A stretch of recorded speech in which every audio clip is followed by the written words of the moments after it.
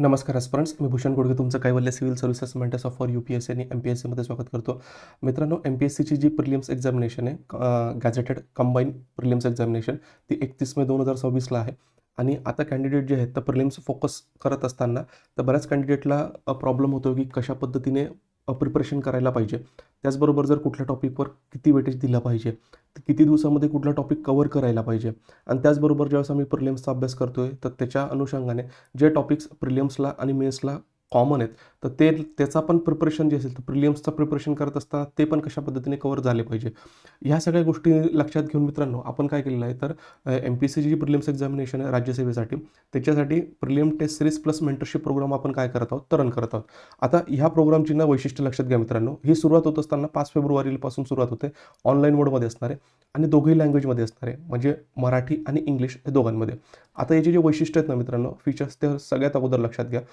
तुम्हाला आहे ना सगळ्यात महत्त्वाचं म्हणजे सायंटिफिकली डिझाईन जो कोर्स आहे तो आपण या ठिकाणी केलेला आहे. तो कशा पद्धतीने, सगळ्यात अगोदर आपण काय केलेलं आहे, जे MPSC राज्यसेवेचे जे प्रिलिम्सचे पेपर येऊन गेलेले आहेत ना 2013 पासून ते 2025 पर्यंतचे, त्या सगळ्यांचं काय केलेलं आहे तर ॲनालिसिस केलेलं आहे. आणि प्रत्येक सब्जेक्ट म्हणजे आता तुमच्या प्रिलिम्समध्ये 7 टॉपिक्स दिलेले आहेत. ठीक आहे, आपण त्याला 7 सब्जेक्ट कन्सिडर करूया. म्हणजे करंट अफेअर्सपासून ते सगळ्यात शेवटचा पॉईंट आहे तुमच्या जनरल सायन्सपर्यंतचा. मग हे जे 7 पॉईंट्स आहेत, ते 7 पॉईंट्सचे प्रत्येक इयरचे जे क्वेश्चन्स आहेत ते ॲनालिसिस केलेले आहेत आणि त्याला सब टॉपिक्समध्ये काय केले तर क्लासिफाईड केलेले आहे. म्हणजे समजा जर पॉलिटीच्या कॉन्टेक्स्टमध्ये बघितलं तर मग याच्यामध्ये हिस्टॉरिकल बॅकग्राऊंड, आता ही जे रेफरन्सेस घेतलेले आहेत म्हणजे हे जे हेडिंग्स घेतलेले आहेत तर मॅक्सिममली ते पुस्तकावर म्हणजे मॅक्झिमम मुलं यूज करतात, म्हणजे लक्ष्मीकांत. मग हिस्टॉरिकल बॅकग्राऊंडच्या कॉन्टेक्स्टमध्ये जर बघितलं तर समजा 2 क्वेश्चन विचारलेले आहेत. अशा पद्धतीने तर वेगवेगळ्या टॉपिकवर, सब टॉपिक्सवर किती क्वेश्चन्स विचारलेत त्याची तर लिस्टिंग या ठिकाणी दिलेलीच आहे. त्याच्याचबरोबर काय केलं आपण, त्याचे क्वेश्चनचे जे काही रेफरन्सेस आहेत ते दिलेत.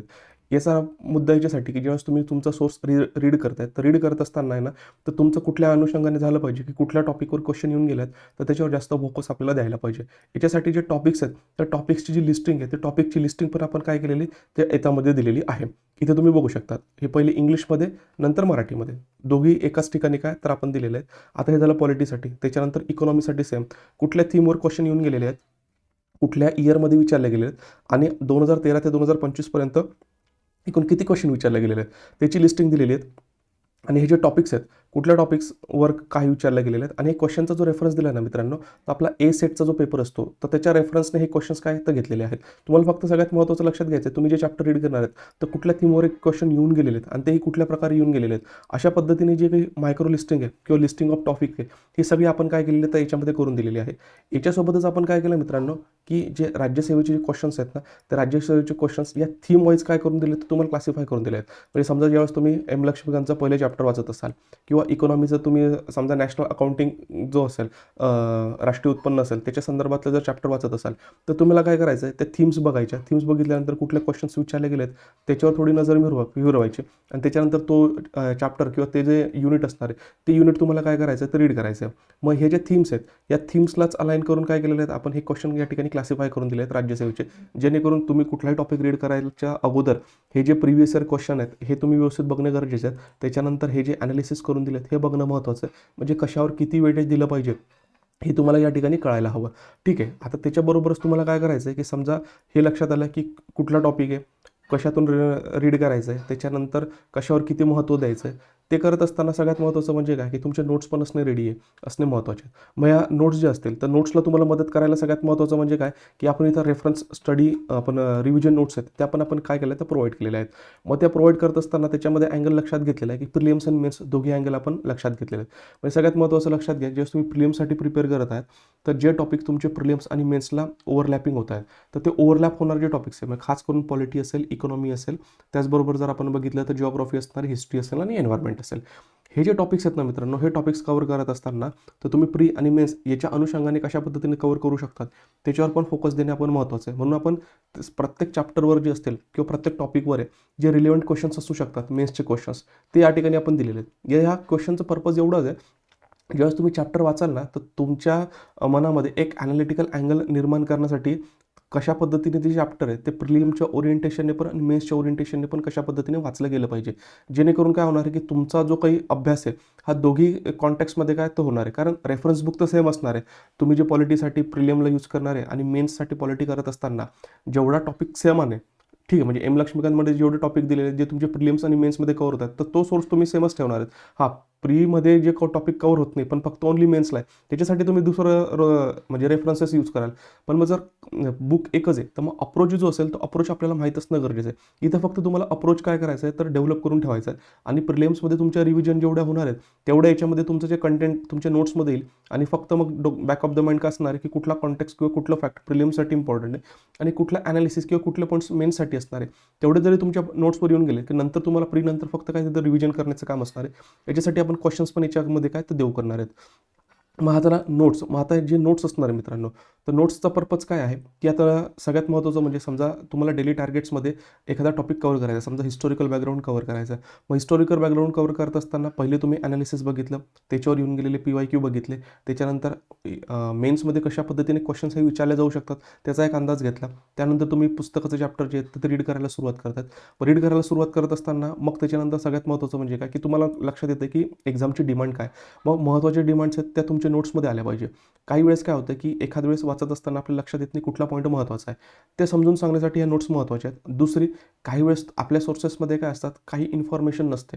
तर त्या इन्फॉर्मेशनला ॲड ऑन करण्यासाठी किंवा ते सपोर्ट करण्यासाठी देखील हे जे नोट्स असणार, ह्या नोट्स तुम्हाला काय करणार तर मदत करणार आहे. या नोट्स पण आहेत ना मित्रांनो, तर इंग्लिश आणि मराठी या दोघी याच्यामध्ये काय तर दिलेल्या आहेत. त्याच्यामुळे दोघी कॅन्डिडेटला, जे दोघी मीडियमचे जे कॅन्डिडेट्स आहेत त्याला याचा फायदा होणार आहे. आता या नोट्स मित्रांनो तुम्हाला रीड ओनली फॉर्मॅटमध्ये असणार आहे. याचा रेफरन्स तुम्हाला कशासाठी घ्यायचा, तुम्ही जे नोट्स रीड करणार आहेत किंवा तयार करणार आहेत, तो कशा पद्धतीने कव्हर करायला पाहिजे आणि कुठलं पॉईंट त्याच्यामध्ये यायला पाहिजे, ते इथून तुम्हाला काय होतील तर कळतील. आता हे झालं मित्रांनो.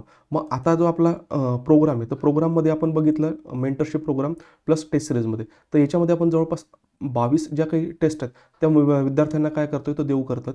आणि याच्यामध्ये 17 टेस्ट जे असणार आहेत त्या सब्जेक्ट वाईज असणार आहे. आणि त्याच्यानंतर 5 टेस्ट असणार आहेत ते GSच्या फुल लेंथ टेस्ट त्या ठिकाणी काय तर आपण देऊ करणार आहोत. सगळ्यात महत्त्वाचं म्हणजे जेवढेही क्वेश्चन्स आपण डिझाईन केलेले आहेत ते सगळे आयोगाच्या धर्तीवर, म्हणजे आतापर्यंत जर आपण बघितलं खास करून 2013 ते 2025 पर्यंत ज्या थीमवर फोकस केलेला आहे.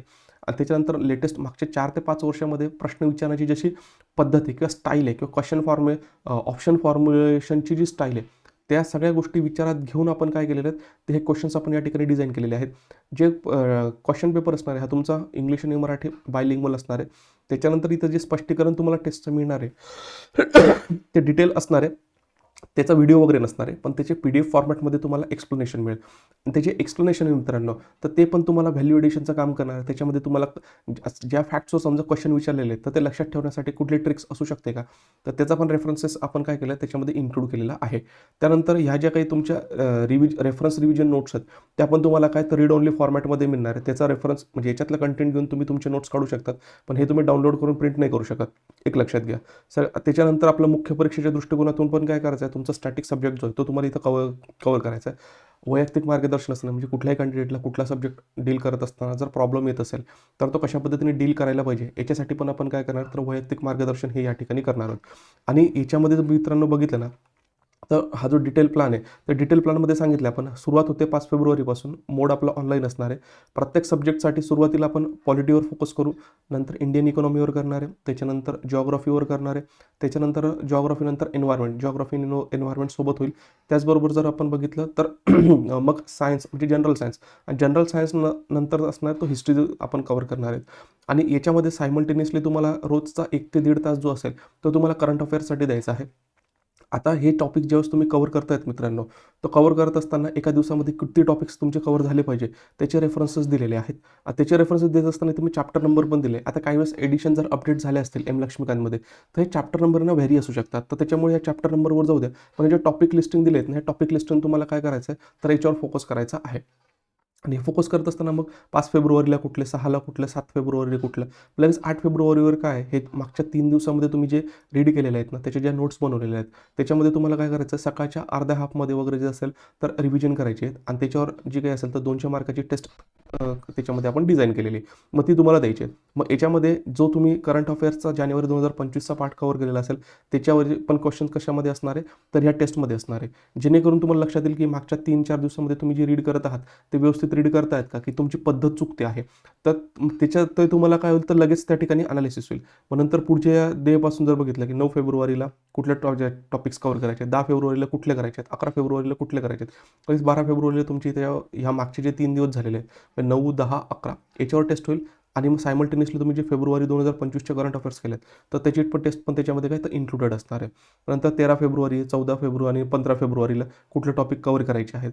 आणि लगेच 16 फेब्रुवारीला काय आहे तर इथं तुमची राज्यशास्त्र किंवा पॉलिटीची तिसरी टेस्ट, म्हणजे 3 टेस्ट जे असतील ते तुमच्या पॉलिटीवर आपण देण्यात आलेले आहेत, कारण याच्यावर मार्क मिळण्याची जी काही प्रोबॅबिलिटी ती खूप जास्त आहे, म्हणून याच्यातले मार्क आपले सुटले नाही पाहिजे.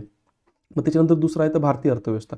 मग भारतीय अर्थव्यवस्थेमध्ये तुमच्याकडे आता तुम्ही जे नोट्स रेफर करत असाल किंवा क्लास कुठे लावला असेल किंवा कुठून प्रिपेअर करत असाल तर ते चेंज करू नका. फक्त एवढं लक्षात घ्या, जर तुम्ही सब स्टँडर्ड मटेरियल यूज करत असाल तर त्याला स्टँडर्ड मटेरियलने रिप्लेस करा.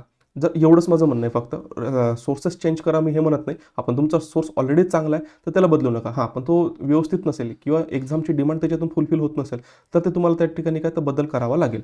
मग मराठीमध्ये रेफरन्सेस दिलेले आहेत, इंग्रजीमध्ये दिलेले आहेत. आता मराठीमध्ये किरण देसले सरांचं भाग 1 आणि भाग 2 जो आहे तर ते महत्त्वाचे आहेत.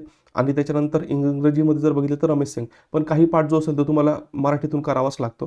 त्याच्याचबरोबर आर्थिक सर्वेक्षण जो असेल, इकॉनॉमिक सर्वे 2026 आणि 27 आणि अर्थसंकल्प 2026-27 हा युनियनच्या बाबतीत मला म्हटलो मी. तर डेली तुम्ही ज्यावेळेस करंट अफेअर्स एखाद तास देताय ना, डेलीचा 1-1.5 तास, त्याच्याचबरोबर तुम्हाला जेवढा दिवस आपण इकॉनॉमीला दिलेले आहेत त्याच्यामध्ये रोज अर्धा 1 तास जो असेल, 1-1.5 तास हा तुम्हाला ह्या दोघी गोष्टींसाठी द्यायचा आहे. म्हणजे जेणेकरून तुमचं काय होणार आहे तर आर्थिक सर्वेक्षण पण कव्हर होईल आणि अर्थसंकल्पना पण कव्हर होणार आहे. आता याच्यामध्ये देत असताना पुस्तकं मोठे मोठे आहेत. मग सगळ्यात महत्त्वाचं म्हणजे काय, आपल्याला फोकस जो करायचा आहे तो पुस्तकावर नाही करायचा आहे, आपल्याला सिलेबसवर फोकस करायचा आहे आणि PYQमध्ये ज्या थीम्स विचारल्या आहेत त्याच्यावर आपल्याला फोकस करायचे आहेत. म्हणून मग 17 फेब्रुवारीला तुम्ही कुठले टॉपिक्स रीड कराल, 18ला कुठले कराल, 19ला कुठले कराल, 20ला कुठले कराल. मग पुन्हा हे 3 दिवस 4 दिवस झाल्यानंतर लगेच तुमची काय 21 फेब्रुवारीला हे जे 4 दिवस तुम्ही रेडी केलेले आहेत त्याच्यावर लगेच तुमची टेस्ट असणार आहे. आणि सायमल्टेनियसली तुमचा जो करंट अफेअर्समध्ये प्रिपरेशन चालू आहे त्याच्यावर पण टेस्ट असणार. मग पुढे पुन्हा 22, 23, 24ला मग कुठले टॉपिक्स तुम्हाला कव्हर करायचे आहेत आणि ते कव्हर केल्यानंतर मग लगेच 25 फेब्रुवारीला तुमची इकॉनॉमीची टेस्ट त्या ठिकाणी असणार आहे. म्हणजे 25 फेब्रुवारीपर्यंत जो असेल तर तुमचा पॉलिटी आणि इकॉनॉमी दोघी झालेली असणार आहे. त्याच्या नोट्स प्रिपेअर झालेले असतील, सगळ्यात महत्त्वाचं लक्षात घ्या. त्याच्यानंतर इथे काय दिलेलं आहे तर मग पुढचं भूगोल. भूगोलामध्ये मराठीमध्ये कुठले तर दीपस्तंभचे तिघही, म्हणजे भौतिक, भारतीय आणि महाराष्ट्राचा भूगोल. किंवा तुम्हाला वाटलं की महाराष्ट्राचा भूगोल सौदी सरांचा यूज करायचा आहे किंवा दुसरं कुठलेही रेफर करायचं आहे, स्टँडर्ड मटेरियल कुठलेही असू द्या. पण जर एखाद्याला म्हणजे माहिती की कुठलं रीड करू तर हे फक्त मी इथं इंडिकेटिव्ह दिले आहेत. बाकी तुमचं कुठला सोर्स रीड करायचा आहे चांगला ते तुम्ही डिसिजन घेऊ शकतात. इंग्रजीमध्ये 6वी ते 12वीच्या NCERTs करा, मोर दॅन इनफ आहे. फक्त मराठीसाठी तुम्हाला मराठीतला सोर्स रेफर करावा लागेल. आता GC लिऑंगचं जे पुस्तक आहे ना, तर तुम्ही 11वीचं physical geography, fundamentals of physical geography करत असाल ना तर GC लिऑंग फक्त ॲड ऑन करा, नाही केलं तरी चालेल. आणि त्याच्यानंतर सोबत ॲटलास वगैरे असू द्या. मग 26-27 आता इथं फिजिकल जिओग्राफी आहे, मग 26-27ला कुठला टॉपिक, 28ला कुठला, 1 मार्चला कुठला. मग लगेच इथं फिजिकल जिओग्राफीचं प्रिपरेशन झाल्यानंतर 4 दिवसामध्ये लगेच तुमची या ठिकाणी काय होतं तर टेस्ट, म्हणजे रिव्हिजन करायचं आणि त्याच दिवशी तुम्हाला टेस्ट द्यायची आहे. आणि सायमल्टेनियसली जे करंट अफेअर्स आहे हे करंट अफेअर्स त्या ठिकाणी कव्हर होणार आहे. पुन्हा भारतीय भूगोल. मग भारतीय भूगोलामध्ये पण टॉपिक्स दिलेले आहेत, ते टॉपिक्स तुम्हाला कव्हर करायचं आहे. लगेच 7 मार्चला तुमची त्याच्यावर टेस्ट होईल. म्हणजे तुम्हाला लक्षात येते की तुमची प्रिपरेशनची जी मेथड आहे ती कशा पद्धतीने आहे. त्याचबरोबर जर आपण बघितलं की महाराष्ट्राचा भूगोल आणि मग नंतर पर्यावरण दिलं आहे. मग आता पर्यावरणासाठी तुम्ही डॉक्टर तुषार घोरपडे यांचं जे पुस्तक आहे मराठीमध्ये ते आणि इंग्रजीमध्ये शंकरायस पुस्तक. पुन्हा लक्षात घ्या, पुस्तकं बल्की आहेत, पण फोकस करत असताना कुठल्या टॉपिकवर करायला पाहिजे, फोकस कशावर जास्त वेटेज द्यायला पाहिजे, याच्यासाठी तुम्हाला हे जे ॲनालिसिस आहेत ते मी ऑलरेडी काय केलं आहे तर प्रोव्हाइड केलेलं आहे. त्याच्यानंतरचे जे क्वेश्चन्स आहेत ते थीम वाईज काय करून दिले तर क्लासिफाईड करून दिलेत, जेणेकरून तुम्हाला लक्षात येईल की कशावर फोकस करायला पाहिजे.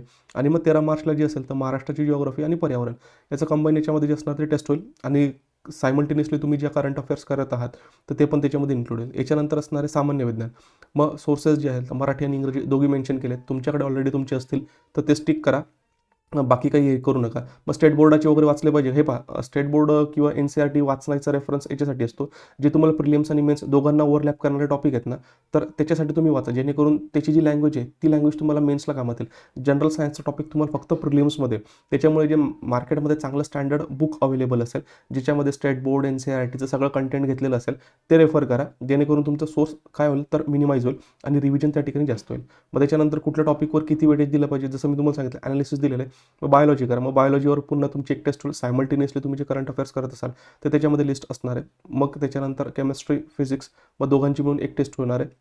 आणि सायमल्टेनियसली होत असणार तुमचा जो करंट अफेअर्स तुम्ही करणार तो या ठिकाणी कव्हर करायचा आहे. नंतर हिस्ट्री. मग हिस्ट्रीसाठी कुठले करायचे तर बेसिक मिनिमम पुस्तकं याच्यामध्ये सांगितलेले आहेत की तेवढे रेफर करा किंवा तेवढं स्टिक करा. जास्त बल्की करण्यात याच्यामध्ये जाऊ नका, कारण हिस्ट्रीचं काय आहे तर सिलेबस वास आहे आणि त्याच्यामध्ये काय आहे की विचारलेले प्रश्न 15च आहे, म्हणजे जसं प्रत्येक टॉपिकवर विचारले त्या पद्धतीने. आणि त्या 15मध्ये पण बायफर्गेशन आहे, एन्शियंट आहे, मेडिवल आहे, पोस्ट इंडिपेंडन्स आहे, त्याच्यानंतर महाराष्ट्राची जिओग्राफी आहे, त्याच्यानंतर इंडियन जिओग्राफी आहे. हे सगळे टॉपिक त्याच्यामध्ये येऊन जातात. म्हणून याला किती वेळ दिला पाहिजे आणि कुठला सोर्स रेफर करायला पाहिजे त्याचे पण या ठिकाणी काय दिलेलं आहे, मी रेफरन्स दिलेला आहे.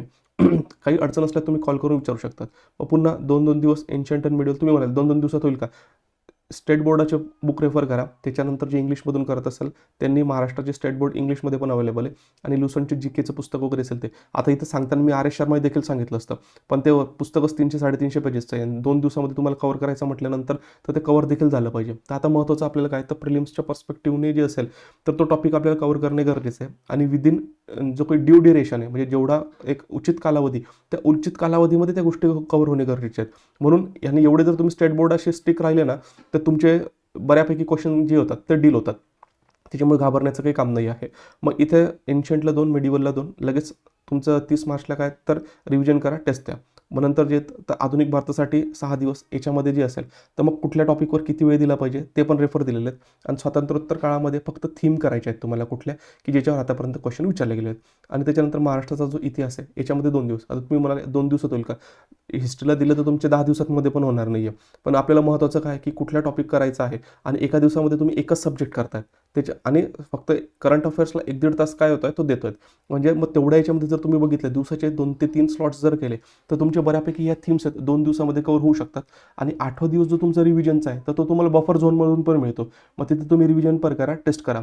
आता झाला हे पहिलं, म्हणजे सगळे GS जे आहेत ते तुमचे एकदा काय झाले आहेत तर ओव्हरव्ह्यू झालेत, म्हणजे रीड करून झाले आहेत, तुमचे नोट्स रेडी करून झालेले आहेत. त्याच्यानंतर जर बघितलं तुम्ही त्याच्यावर टेस्ट झालेले आहे. आता दुसरी आवृत्ती आपल्याला काय करायची, सुरुवात करायची.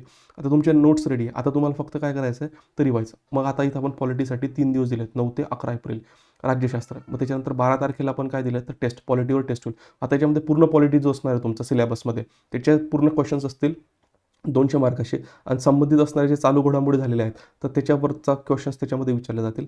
नंतर 13 ते 15 एप्रिल 3 दिवस दिले आहेत. इकॉनॉमी तुमचं रिवाईज करायचं आहे, ऑलरेडी तुमच्या नोट्स रेडी आहेत. लगेच त्याच्या दुसऱ्या दिवशी असेल तर अर्थव्यवस्थेची तुम्हाला टेस्ट द्यायची आहे. त्याच्यानंतर जिओग्राफी आहे, जिओग्राफीला जवळपास 4-1 दिवस दिलेले आहेत. 21 तारखेला त्याचे म्हणजे भूगोल आणि पर्यावरण याचे जे रिव्हिजन तुमचं नोट्स रेडी आहेत, रिवाईज करायचे आहेत, तुम्हाला टेस्ट द्यायचे आहेत.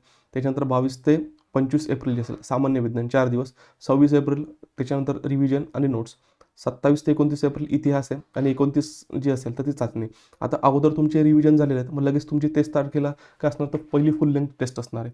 मग त्याच्यानंतर झाले, मग तुम्हाला लक्षात येईल की कुठला एरिया तुमचा वीक होतोय. मग तिसरी जी पुनरावृत्ती म्हणजे प्रॅक्टिस आहे. मग 1 ते 7 मेच्या दरम्यानमध्ये ना तर तुम्ही ऑलरेडी तुमच्या नोट्स रेडी आहेत आणि याच्यामध्ये तुम्ही एकदा दुसऱ्यांदा त्याची रिव्हिजन झालेली आहे. त्याच्यानंतर मग इथं काय करते 7 दिवसामध्ये तुम्हाला रिवाईज करायचं याचं 1 ते 7 मेमध्ये.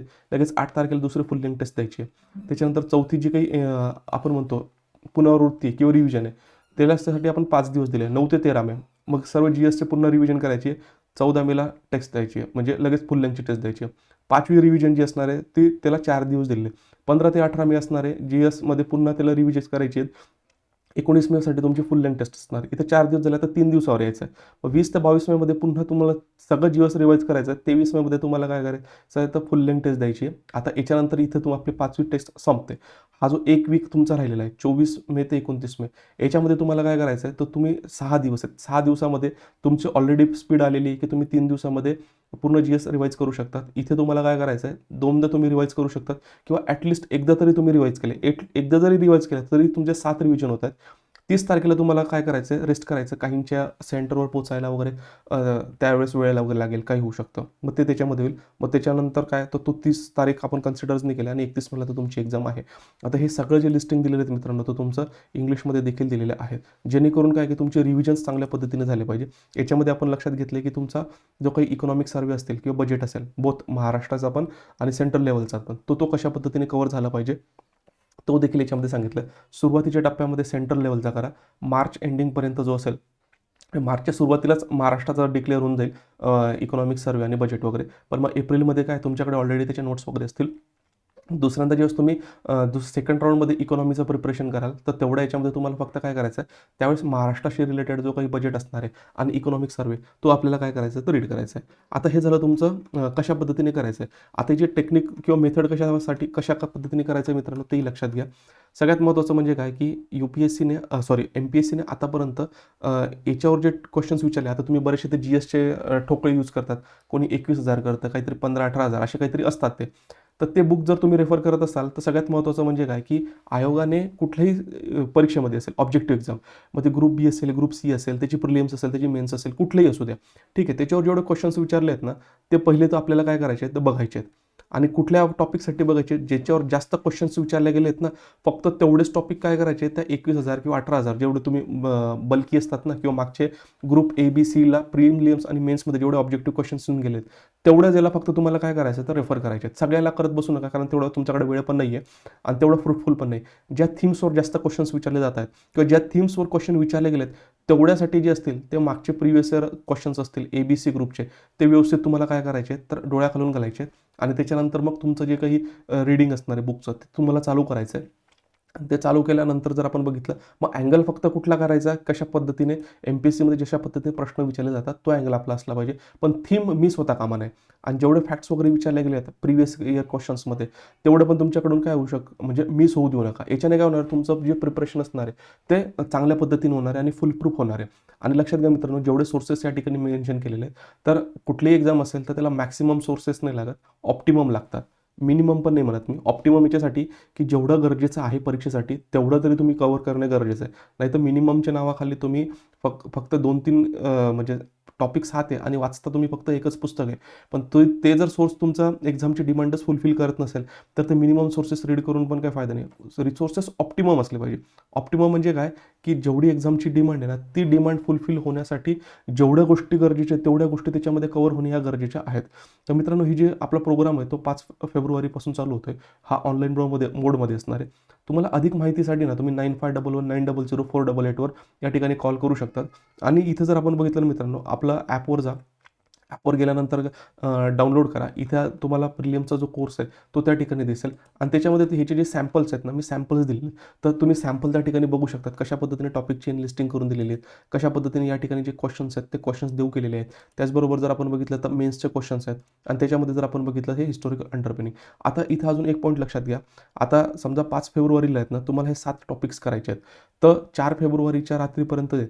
तर ह्या 7 टॉपिकसाठी ज्या रेफरन्स रिव्हिजन नोट्स आहेत त्या ऑलरेडी ॲपवर तुमच्या अपलोड झालेल्या असतील, जेणेकरून 5 तारखेला ज्यावेळेस तुम्हाला हे टॉपिक्स रीड करायचे आहेत, तर ॲक्च्युली तुमच्याकडे काय तर रेडी रेफरन्स जे असणार आहेत त्या रिव्हिजन नोट्स असतील. पुन्हा लक्षात घ्या, ह्या रेफरन्स नोट्स असेल किंवा तुम्हाला जे दिलेलं एक्सप्लेनेशन असेल, तर हे दोघंही रीड ओनली फॉर्मॅटमध्ये असणार आहे.